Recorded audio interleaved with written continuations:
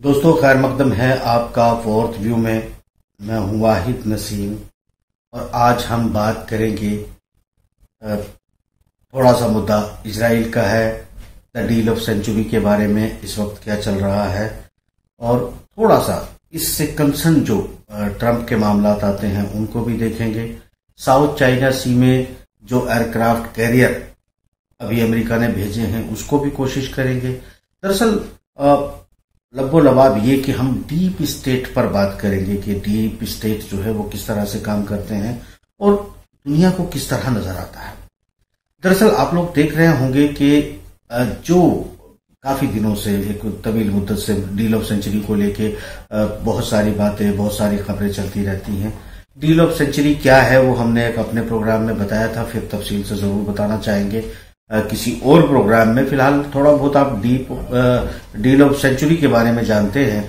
मसला ये है कि इजराइल को एक जो अपनी उनकी सोच है, जिस तरीके से वो तेजी से बढ़ रहे हैं, उनके इस वक्त जो इजराइल के अपने माइथोलॉजिस्ट हैं उनको ऐसा लग रहा है कि बस उनका जो जिसे वो कहते हैं कि उनका दूध आने वाला है उसकी रिसीविंग की तैयारी हो रही है। उनके सबसे बड़े रब्बी द्वारा ये बात का ऐलान किया जा रहा है कि दुनिया में कहीं भी आप जहां पर भी हैं, आप यरूशलेम में इकट्ठा हुई। जब तक आप यरूशलेम में इकट्ठा नहीं होंगे तब तक हम दूध को रिसीव नहीं करेंगे, यानी कि दूध नहीं आएंगे। तो वक्त आ गया है, समय आ गया है। ये सब बातें जो है ये आज से नहीं है, लगातार चलती रहती हैं। दूसरी तरफ हम मुस्लिम कम्युनिटी को देखते हैं, वो भी मानते हैं कि ईसा अलैहिस्सलाम आने वाले हैं। दरअसल ईसाई भी ये बात मानते हैं कि ईसा अलैहिस्सलाम जो है वो उनमें से एक तबका है जो मानता है कि भाई ईसा अलैहिस्सलाम जो है वापस आएंगे। और ये सब उस तरह का पीरियड, उस तरह का वक्त चल रहा है। मैं नाज़रीन आपको ये बता दूं कि डीप स्टेट में जो जो मतलब खुफिया इदारे और पूरी एक दुनिया होती है जो डार्क रूम में काम करती है, वो उनके बड़े लंबे प्लान्स होते हैं। इसमें वो धर्म गुरु शामिल होते हैं, इसमें जो दुनिया के प्रेसिडेंट्स हैं वो शामिल होते हैं। वो एक गेम प्लान करते हैं और अपने लगातार आने वाले प्रधानमंत्री, प्रेसिडेंट्स को मजबूर करते हैं कि वो उनके उस रूट, उस प्लान के हिसाब से ही चले। मैं जहां तक समझता हूं कि पिछले लगभग 17 सालों से अमेरिकी डीप स्टेट ने जो अपनी कार्रवाई शुरू की थी, उसका जो वो उनका एनालाइजेशन, उनकी जो इनपुट्स होते हैं, जो उनके एजेंट्स के इनपुट्स होते हैं, उनके हिसाब से ये तय था कि भारत और चाइना आने वाली अर्थव्यवस्था को लीड करेंगे, क्योंकि ये एक उभरता हुआ बाजार है और ये बाजार बड़ी तेजी के साथ उभरेगा और बहुत मुश्किल होगा, क्योंकि गैप बहुत है एशियन कंट्रीज में और यूरोपियन कंट्रीज में और अमेरिकन कंट्रीज में। जो सिस्टम है, यानी विकसित जो कंट्री हैं, 100% आपकी लाइफ सिक्योरिटी है, आपके जीवन की सिक्योरिटी है, जीवन रोजगार की सिक्योरिटी है, बहुत कुछ ये पहले से मौजूद है। और एशिया जो है उस तरफ बढ़ रहा है, इसीलिए इसमें से कुछ देशों को विकासशील देश कहा जाता था। चाइना खुद भी उसी कैटेगरी में आता है, भारत भी उसी कैटेगरी का था। मगर डीप स्टेट जो है वो ये समझ, उनके जो इनपुट्स होते हैं, उनके पास इंफॉर्मेशंस होती हैं कि आने वाले कितने वर्षों के अंदर कौन सा देश किस स्थिति में होगा, और वो अपने अपने देशों की तरफ से तैयारी करते हैं कि इसको अगर ऐसा हुआ तो क्या प्लान होगा, प्लान ए क्या होगा, प्लान बी क्या होगा, प्लान सी क्या होगा। इन तमाम पर वर्कआउट करके डीप स्टेट जो है वो आगे बढ़ते रहते हैं। तो आपने देखा होगा कि अमेरिका में कोई भी प्रेसिडेंट आता है, पॉलिसी वही रहती है और थोड़ी बहुत ऊपर नीचे जो है आपको चेंजेस दिखाई देते हैं, बट नॉर्मली जहां पर उनकी सेनाएं थी वहां पर आज भी हैं। सेकेंड शीत युद्ध में जहां थी वहां पर लगभग, मतलब बहुत ज्यादा बदलाव नहीं है, छोटे मोटे बदलाव होते रहते हैं। ये सब कुछ तय था कि जब सेकेंड वर्ल्ड वॉर में यह तय हो चुका था कि यूरोपियन कंट्रीज के देश जो है जर्मनी से हार रहे थे, पछाड़ दिए गए थे। सिर्फ रशिया एक ऐसा कंट्री था जिसने एक लंबे समय तक जर्मनी को डिफीट किया और मात दी। अलबत्ता अमेरिका ने सिर्फ परमाणु बम का जो एक कुकृत्य जापान में किया था, उसको करने के बाद वो उसने इस वार को फिनिश किया। और फिर यहाँ जो तमाम जगह पर एक तरह से डिक्टेटरशिप थी, मार्शल लॉ थे या फिर कंपनी राज थे, आप दुनिया के हालात आप जानते हैं कि फिर अचानक ये तय हुआ कि भाई इन जगह से सब हम अपनी सेनाओं को सेकेंड वर्ल्ड वॉर के बाद विड्रॉ करेंगे और इन सब देशों को आजाद करते हुए यहाँ पर जो है एक डेमोक्रेटिक सिस्टम की सरकार का एक्सपेरिमेंट करेंगे। तो ये तमाम दुनिया में उन्होंने जहां जहां उनकी सत्ताएं हुकूमतें थी वो कुछ को एक साथ छोड़ दिया गया, कुछ को धीरे धीरे करके आजाद करते गए। अभी भी जो है आप देख सकते हैं कि हांगकांग का मामला है। हांगकांग को बस रिसेंटली 1997 में शायद जो है ब्रिटेन ने उसको रिलीज किया और कहा कि चलो हमने ये चाइना को दे दिया। मगर उसके बाद भी वो लोकतंत्र के तौर पर, डेमोक्रेसी के तौर पर दिया क्या, उसमें एक जो झगड़ा है वो आपको दिखाई दे रहा है। इस पर हमने कल का एपिसोड में बात की थी कि दरअसल इस तरह के स्पोर्ट्स की क्यों जरूरत होती है और इसमें जो एक हिडन जगत है उसके पैसों का इन्वेस्टमेंट और मैनिपुलेशंस होती है। यहाँ एक चीज आपको देखनी होगी कि तमाम एनालिसिस की जो प्रेडिक्शंस हैं वो ये हैं कि जो आने वाला वक्त है उसमें एक जहां आज एशियन बाजार खड़ा है, कल यहां पर अफ्रीकन बाजार खड़ा होगा और जहां आज यूरोपियन बाजार खड़ा था यहां एशियन बाजार आकर खड़ा हो जाएगा। यानी कि दुनिया जो है वो राउट कर गई है और अर्थव्यवस्थाएं, कारोबार, रोजगार, पावर गेम, ये सब कुछ जो है आपका चलेगा, मगर ये सारा आपका जाएगा। समझ लीजिएगा कि ये मतलब अफ्रीका की तरफ है वहां विकासशील होंगे और विकसित की तरफ जो है एशियन कंट्रीज बढ़ेंगी। अब इन सब को यकीनी तौर पर, इसमें कोई बुरा मानने की बात नहीं है, ये आपको समझना होगा कि दुनिया में चेस के गेम पर आप जब बैठते हैं खेलने के लिए तो आप सामने वाले को हराना चाहते हैं, मगर हारे या जीते अगले दिन फिर वहीं से आप उस खेल को शुरू करते हैं। आप गेम हार जाने के बाद सब कुछ गेम फाड़ के नहीं फेंक देते हैं, आप मोरों को नस्तो नाबूद नहीं कर देते हैं। तो इसी तरह दुनिया का ये डीप स्टेट का गेम है जो चेस बिछाते हैं और डीप स्टेट आपस में टकराते हैं और उनकी अपने मोहरों के तौर पर, देखिए ये जो दृश्य आपको दिखता है प्रत्यक्ष जो है वो डीप स्टेट में, यानी कि जिस तरह जो आप चेस पर रखते हैं अपने मोहरे, उसी तरह आप मान सकते हैं कि हुक्मरान, सियासतदान, ये सब कुछ उसी तरह के मोहरे होते हैं और डीप स्टेट इनको जो है हैंडल करता है। अलबत्ता इनमें से कभी होता क्या है, देखिए डीप स्टेट न कभी सामने आया है न कभी सामने आएगा। उनके अपने चेहरे आते रहे हैं, जाते रहे हैं, उनके अपने खेल चलते रहते हैं।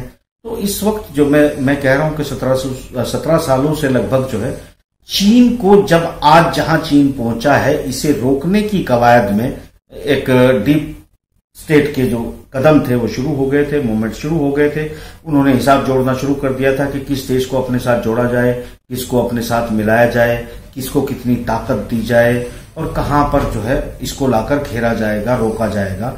तो ये जो सूरत हाल है टोटल ये चलती रहती है। तो मैं नाज़रीन यहाँ ये वाजे कर दूं कि मैं ये बताना चाहता हूं कि तब ये जो जिस तरह आप रोज खेल में जीत नहीं सकते, इसी तरह बड़े बड़े दिग्गज जो है वो हार जाते हैं। केजेबी एक वक्त था जब उसकी पूरी दुनिया में जो है वो उसके लोग पाए जाते थे और उन्होंने इटली से लेके कहां कहां सत्ताएं नहीं की और अपनी मर्जी से सत्ताओं को अदला बदला जो है बहुत कुछ किया।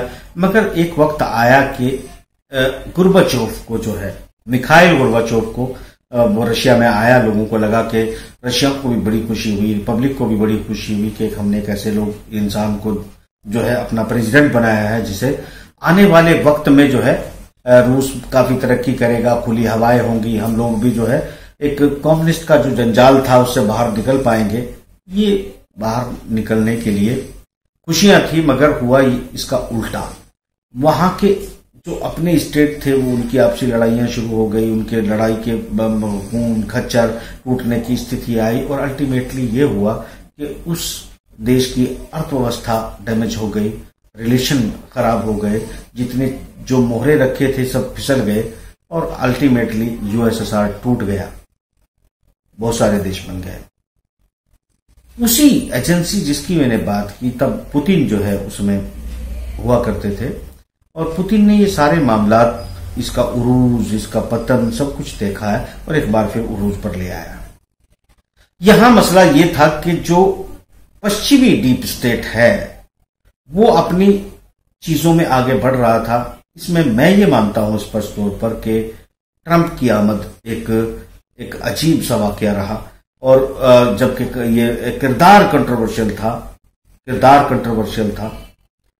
खुले तौर पर सबको पता था कि ट्रंप की जो बेटी है उसकी जो शादी है वो एक यहूदी जो बाकायदा इजराइल में अवैध कॉलोनी हम उसको बोलते हैं, जो इलीगल कॉलोनीज जो काटी जाती है गजा में और जॉर्डन घाटी में, यहाँ जो भी वेस्ट बैंक में जो भी किया जाता है, तो इसमें कुशनर भी शामिल है। इसका मतलब ट्रंप जो है, और ट्रंप को आपने देखा होगा कि दीवारें गिरिया पर भी बाकायदा ट्रंप ने जाकर हाथ लगाकर प्रे की, तो ऐसा लगा जैसे एक, इससे इजरायलियों को भी ये लगा और डीप स्टेट को भी ये लगा कि शायद ट्रंप से बेटर जो है वो ऑप्शन नहीं हो सकता था, क्योंकि जो ज़ोनिस्ट लॉबी जो ये सोच रही है कि बस मसीहा आने वाला है और सब लोग जो है वो वापस इजराइल में जमा हो जाओ, वही लॉबी जो है वो इस बात से खुश थी कि जो इंटरेस्ट पूरी तरह से इजराइल के हैं वो उनको हल करने के लिए ट्रंप अपना काम करेगा। द डील ऑफ सेंचुरी का भी बड़ा शोर मचा, हो नहीं पाई, जबकि सऊदी अरब इसमें सहमत था। बिन सलमान के साथ काफी डीलें हुई, सीक्रेट मीटिंग्स की खबरें भी हमने चलाई, फिर बहरीन में जो मीटिंग हुई उसको भी हमने दिखाया, मनामा में जो मीटिंग हुई उसके बारे में हमने जो है डिटेल अपने चैनल पर इसकी चर्चा की। तो मेरा मतलब ये था कि दिखाई ये दे रहा था कि ईरान को फना कर देगा, नस्तो नाबूद कर देगा। एक बड़ी कंट्रोवर्शियल सी मैं बात कहने जा रहा हूं, आने वाले दिनों में मैं इसको पूरा खुलासा अभी नहीं करूंगा, मगर आने वाले वक्त में जरूर आप लोग आपस में खुलासा करेंगे। वजह यह है कि जब मैं कम से कम मुस्लिम जगत आता है तो इसमें बहुत सारे फिरके हैं, बहुत सारे मसलक हैं और वो अपने अपने मामलों को लेके इतने ज्यादा रिजिड हैं कि एक शब्द भी किसी भी कोई एक दूसरे से सुनना नहीं चाहता। मगर देखिए, मुझे आपके मसलक, आपके फिरकों से कोई लेना देना नहीं है। मैं सिर्फ डीप वर्ल्ड की एक्टिविटी और सोच और उनके गणित और उनके देखने का नजरिया, तो मैं उनके देखने के नजरिए से ही इस बात को कह रहा हूं कि जिस तरह ईरान के जनरल सुलेमानी को जो है शहीद किया गया अमेरिका द्वारा, एक बात आपको देखनी पड़ेगी कि यहां दो खेमे चल रहे हैं आज भी। सीरिया में ईरान एक्टिव था, इराक में एक्टिव था, लीबिया में एक्टिव था, यमन में एक्टिव है। यहां इसके अलावा आप अगर देखेंगे तो अफ्रीकन कंट्रीज में भी इंटरेस्ट पाए जाते थे और सऊदी अरब भी उसके काउंटर में इन्हीं जगहों पर एक्टिव है।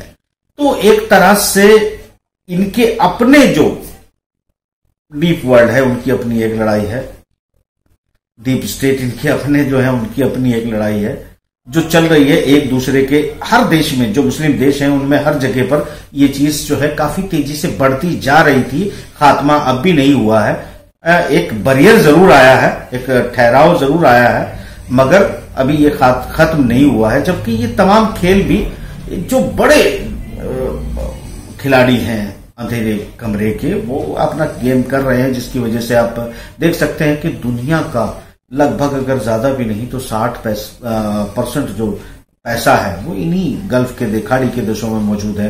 दुनिया की, अमेरिका की अर्थव्यवस्था इनके पैसे से चली है। आज जिस सोशल मीडिया पर आप बात कर रहे हैं, इन्हीं देशों के लोग इसके पार्टनर भी हैं। इजराइल की कंपनियों को के भी फाइनेंसर हैं और पार्टनर भी हैं। कुल मिलाकर यह है कि कुदरती ज़खायर जो है वो अरब ममालिक में है। कुदरती ज़खायर होने की वजह से आप इनके पास बहुत कुछ पैसा है और उस पैसे से दुनिया की अर्थव्यवस्थाएं चल रही है। ट्रंप के आने से मेरा लबोलबाब ये था कि ट्रंप ठीक उसी तरह से मुझे एक मोहरा लगता है जिस तरह मिखाइल गोर्बाचोव था। उसी तरह ट्रंप डीप स्टेट ने, जो पश्चिमी डीप स्टेट ने अपनी जो गेम थे वो एज इट इज आगे बढ़ाए हैं, चाहे वो चाइना को लेकर हो, साउथ चाइना सी को लेकर हो, ओशियान के देशों को लेकर हो, भारत को लेकर हो, या फिर वो चाहे गल्फ को लेकर हो, वो एज इट इज अपने प्रोग्राम में बढ़ते रहे। मगर यहां चूंकि इस वक्त चेहरा जो है वो ट्रंप था और मुंह बोलने वाला और काम एग्जीक्यूट करने वाला ट्रंप है, तो ठीक उसी तरह से एक मोहरा बदल जाने से क्या क्या बदल जाता है। तो सारी गेम जो है वो डीप वर्ल्ड ने अपने बिसात के हिसाब से चलाए और ट्रंप भी उन पर चलते हुए नजर आए, मगर उनको थोड़ा थोड़ा सा हिला दिया और थोड़ा थोड़ा सा हिलने से बहुत कुछ बदल जाता है। तो जो कुछ आपको आज बदलाव दिखाई दे रहा है, मैं कहता हूं कि ट्रंप इसका हकदार है कि उसे शांति पुरस्कार दिया जाए। उसने हमेशा लड़ाई की बात की क्योंकि ऐसा डीप वर्ल्ड चाहता था, उसने हमेशा नफरत की बात की क्योंकि ऐसा डीप वर्ल्ड चाहता था, पश्चिमी डीप वर्ल्ड चाहता था। तो जो कुछ वो नफरतों की बात की ताकि वो डीप वर्ल्ड को धोखा देते हुए अपने मिशन पर आगे बढ़ सके, मगर हुआ क्या? ना तो ईरान के साथ कोई बहुत बड़ी लड़ाई हुई, ना ही सीरिया को फना कर पाए, उल्टे जो है सत्ता बशर अल असद को बदल पाए, ताकि इजराइल का मुकम्मल तौर पर जो है यहां पर राज हो जाता। अगर आप बशर अल असद को भी बदल देते, इराक पर भी आईएसआई का कब्जा रहता, आईएस का, और लीबिया भी जब अनाथ हो गया था। यानी कि इस पर तमाम वो ग्रेटर इजराइल का जो सपना था वो तो पूरा होने से बिल्कुल खत्म हो गया। उसमें दो मोहरे आप देख सकते हैं, एक तरफ पुतिन है, दूसरी तरफ ट्रंप है, और दोनों खिलाड़ियों का अहम रोल है इसमें। जो आपको लगे कि इसमें ईरान ने बहुत बड़ा कमाल किया, सऊदी अरब ने कोई कमाल किया, बशर अल असद ने किया, ये कुछ भी नहीं किया। ये सिर्फ जो है उस बिसात के एक मोहरे थे, ये अपना खेल खेलते रहे, चलते रहे। मगर इन दो कैरेक्टर्स ने एक अहम रोल अदा किया है, इससे आप इनकार नहीं कर सकते। जिस ग्रेटर इजराइल के आप आने की बात कर रहे हैं, दरअसल वो तो आज से 2-3 साल पहले ही पूरा हो जाना चाहिए था।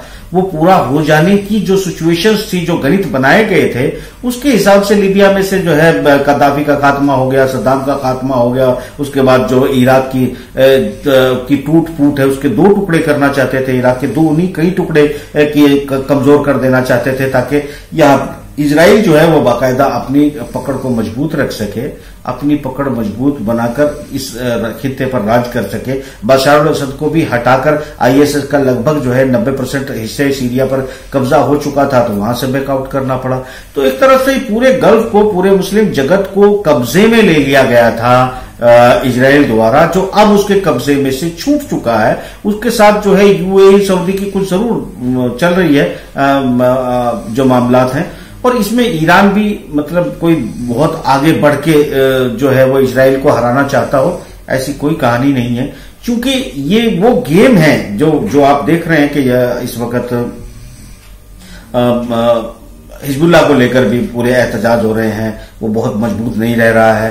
तो ये चीजें बदल रही हैं। एक चीज आपको बताता चलूं छोटी सी, कि रशियन भाषी बहुत से ऐसे स्टेट हैं इजराइल में, जो इलाके हैं जहां पर 10 से 15-20% तक जो रशियन भाषी यहूदी है, यानी कि सेकेंड वर्ल्ड वॉर के बाद जो रशियन यहूदी यहां शिफ्ट हुए थे, जिनके साथ पुतिन के अच्छे संबंध पाए जाते हैं, और वो मतलब बहुत सारे उनके दोस्त भी हैं, वो उनकी रशियन भाषी भी हैं, और वो एक अच्छा इन्फ्लुएंस जो है वो इजराइल में रखते हैं। इजराइल में इस वक्त आप जो देख रहे हैं दोनों रक्षा मंत्री और प्रधानमंत्री यानी नेतन्याहू और उनके जो राइवल पार्टी है, उसके बीच में जो तनाव है, वो आपस में एक दूसरे को धमकी देने पर आ गए हैं कि हम दोबारा चुनाव में जाना चाहेंगे या जा सकते हैं अगर तुमने मेरी बात नहीं सुनी है। तो इस वक्त वो आपसी मसले से उलझने में सक्षम नहीं है, दोनों मजबूत नहीं हैं, तो स्थितियां पलट गई है। तो इस वक्त वो एक डील ऑफ सेंचुरी की बात करते हैं, दूसरे कहते हैं पहले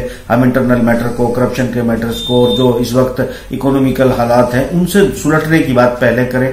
तो ये टकराव पैदा हो गया है इनमें, जो दुनिया को भिड़ाने का काम करते थे, दुनिया को लड़ाने की बात करते थे, कर रहे थे, आज वो खुद अपने घर में लड़ रहे हैं, अपने वजूद की लड़ाई लड़ना शुरू कर दिए हैं। ये देखिए, अब इसको जो आप तक खबरें आती हैं, जो लोग जो है माइंड सेट हो जाते हैं, लेखकों के भी कलम सेट हो जाती हैं उनकी धार्मिक सोच के हिसाब से, या जिस इदारे को वो पसंद करते हैं उसकी सोच की तरफ से। कल अगर रूस के खिलाफ या ईरान के खिलाफ या सऊदी के खिलाफ या किसी के भी खिलाफ अगर मुझे लिखना पड़ेगा, अगर जो कुछ गलत वो कर रहा होगा, मैं बेशौक से लिखूंगा। मुझे कोई एतराज नहीं है कि मैं अमेरिका को एक दुश्मनी की नजर से देखता हूं, ना मैं रूस को दोस्ती की नजर से। ये बात यहां वाजे इसलिए करना चाहता हूं, मैं भी दुनिया को वैसे ही देखता हूं कि एक चेस है, एक बिछा है मैप और उसमें कुछ मोहरे हैं, वो एक्ट कर रहे हैं।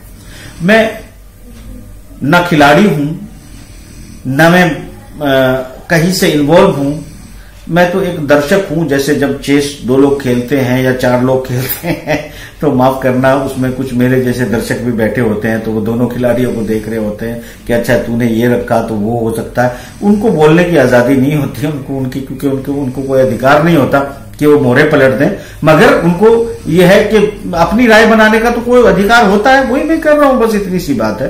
तो नाज़रीन, यहां ये बात समझ लीजिए कि जो गेम चल रहा था, चाहे वो साउथ चाइना सी को लेकर हो, चाहे वो भारत को लेकर हो, चाहे वो चाइना को और पाकिस्तान को लेकर हो, वो गेम पूरा पलट चुका है। यानी जो आपको मोहरे हैं वो अपनी जगह पर जाते हुए नजर आ रहे हैं, मगर जो उनके रिजल्ट हैं वो उल्टे आने वाले हैं। यहां जिस तरह ट्रंप ने तमाम गेम को उल्टा किया है, उसने लड़ाई की बात की, लड़ा नहीं, धमकाया, हर बात में जो धमकाया उसका उल्टा किया। ये जो कुछ आप देख रहे हैं, इसलिए मैंने कहा कि बहुत बड़ी कुर्बानी शायद ट्रंप ने दी है। बहुत इस इलाके में अब आप देख रहे हैं कि वो ISIS जिसके बारे में कहा जा रहा था कि वो धीरे धीरे पूरी दुनिया में कब्जा कर लेगा और उसका मैप जो है खिलाफत का बढ़ता जा रहा था, वो सब चीजें खत्म हो गई। वो आपको प्रचारित आपने इसलिए नहीं की, इसको बड़ा अचीवमेंट मानवता का आपने इसलिए नहीं माना क्योंकि आपके अपने आसपास के लोग, आपके अपने बीच के लोग जो है शायद वो जो नजरिया रखते हैं और वो नजरिया कहीं से अडोप्ट करके लाते हैं। तो मतलब एक जेन्युइनली एक न्यूट्रल होकर दुनिया को नहीं देखते हैं। उन्हीं के सबके खेल के बीच में ये सब कुछ चल रहा है। यानी आप देखेंगे कि आज अगर हम भारत में देख रहे हैं कि हमको ये विचार दिया गया है कि अमेरिका, इजराइल बहुत बड़ी ताकत है और वो हमारे साथ जो है आ खड़े हुए हैं, और भारत की बहुत सी जनता इस सोच को लेकर पूरी तरह उत्साहित भी है, आगे भी बढ़ रही है। मगर हम इसके बारे में पहले भी बोल चुके हैं, हम ये भी बता रहे हैं कि एक्ट वही दिखाई दे रहा है, मोहरे बदल चुके हैं, नतीजे उल्टे आने वाले हैं। तो यहां जो कुछ हम कह रहे हैं उसमें बहुत कुछ छोड़ दिया है। थोड़ा सा अब डीप स्टेट को मैं भी बहुत ज्यादा तो नहीं जानता हूं, और माफ कीजिएगा, जितना आप समझ पाए होंगे कि खेल क्या चल रहा है, और अगर इसमें कुछ चीजें आपको लगता है कि मिसिंग है तो आप इस वीडियो पर लिखिएगा। आप तमाम सवालात लिख दीजिए। अगला वीडियो इसके बाद वाला या एक दिन बाद वाला जो भी बनाऊंगा, मैं कोशिश करूंगा कि उन तमाम पॉइंट्स पर भी बात करूं जो आप जानना चाहते हैं। तो मैं अभी ये बता रहा हूं कि deal of century plan execute हो चुका था, मगर वो अभी पूरा होने वाला नहीं। नंबर 2, मैं ये देख रहा हूं कि जो ट्रंप है उसने अमेरिका के डीप स्टेट के जितने लंबे प्लान्स थे सबको उल्टा कर दिया है। तो यहां पर अमेरिका हर जगह हार का मुंह देखेगा, इसमें मैं कोई शक को बात नहीं रखता। तीसरी बात, यहां जो इस वक्त जो है बोल्टन की किताब में भी पूरी तरह से जो है वाजे किया गया है कि रूस और चीन के जो रिश्ते हैं वो पीक पर, हाइट पर हैं, तो इससे भी आप इनकार नहीं कर सकते। चौथी बात, मैं यहां ये बात कैलकुलेट करके आपको बता चुका हूं। मैं बात करना चाहता था जरूर कि चाइना ने S-300, S-400 दोनों वेपन जो है वो लगा दिए हैं, भारत के साथ मिलती हुई सीमाओं के आसपास तैनात किए हैं। ये मुझे रशियन मीडिया से ही पता चला है।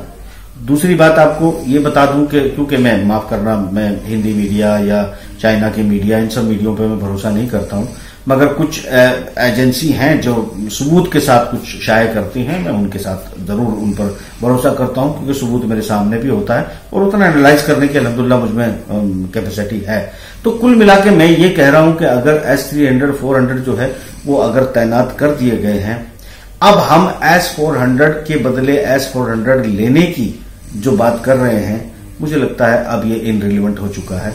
हमें जरूर इससे अगले वेपन के बारे में सोचना चाहिए, चाहे हम इजराइल से प्राप्त करें, चाहे अमेरिका से प्राप्त करें, या फिर इसको बनाएं, या फिर 5th जनरेशन किलर नाम से जो रशिया के पास S-500 है, जो बन चुकी है, जिसे वो कह रहा है कि वो अंडर प्रोसेस है, असल में वो तैयार है। अगर वाकई आप अपना भला चाहते हैं तो आप डील S-500 की कीजिए। S-400 पहले से ही अगर हमारी सीमाओं के खिलाफ तैनात हो चुकी हैं तो या तो वो हमको मिलेगी नहीं टाइम पर, और अगर मिलेगी भी तो हम बहुत ज्यादा जो है नेक टू नेक फाइट नहीं कर पाएंगे इस सब चीजों को। तो कुल मिलाकर आपको ये बताने की कोशिश की है कि जो मोहरे थे, जो मीडिया ने आपको पिछले 20 सालों में, 30 सालों में आपके बुजुर्गों ने बताया है, वो डीप वर्ल्ड का एक रोड मैप था। वो रोड मैप टूट चुका है, क्रैक हो चुका है, उसकी सड़कों में खड्डे पड़ गए हैं। आप उन बुजुर्गों की बातों को ताक पे रख दीजिए, आप अपने कलमकारों को जो है भूल जाइए, जो कुछ आप सुनते समझते आए थे। कोई मसीहा नहीं आने वाला है, अभी कहीं कोई बदलाव दुनिया में आने वाला नहीं है, कोई इजराइल का राज दुनिया में होने नहीं जा रहा है। यहां अब वक्त है कि जनता, आवाम में बेदारी हो, और वो जो मैं समझा रहा हूं नए तरीके से, वो सब लोग समझने लगे। और जब तुम सब लोग समझने लगोगे तो सत्ताएं हिलने लगेंगी, तख्त कांपने लगेंगे, और डीप स्टेट फिर आवाम की सोचेगी, ना कि चंद बड़े रैकेट्स और सिंडिकेट्स के बारे में सोचेगी। तो फिलहाल प्रोग्राम में इतना ही। इंशाल्लाह कल फिर मुलाकात होगी अगर जिंदा रहे। फिलहाल मुझे दीजिए इजाजत। खुदा हाफिज।